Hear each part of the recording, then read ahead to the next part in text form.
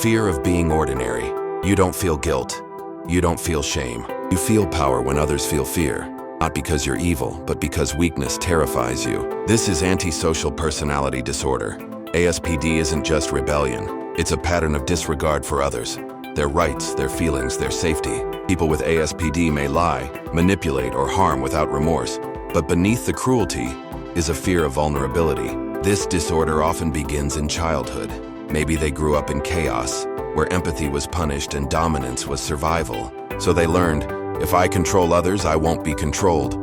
Common signs include repeated violation of laws or rules, deceitfulness and manipulation, aggression and impulsivity, lack of remorse after hurting others, superficial charm masking emotional emptiness.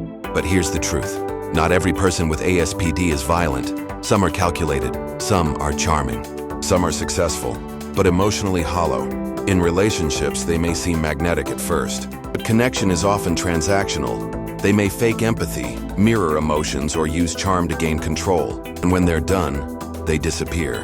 Are they trustable? Rarely.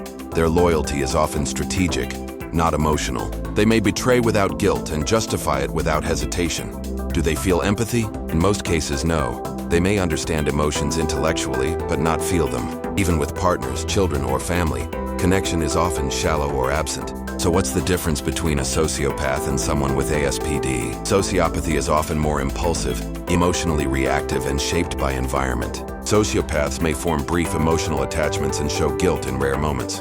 ASPD, on the other hand, is colder, more calculated, detached, and consistent over time.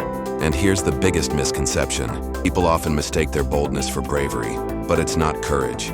It's fear in disguise. They fear being ordinary. They fear being powerless. So they dominate, deceive, and detach, not because they're strong, but because they're terrified of being weak. How to behave with someone who has ASPD. Protect your boundaries. Don't fall for charm without consistency. Avoid emotional entanglement. Seek support if manipulation or harm occurs. Remember, you're not responsible for fixing them.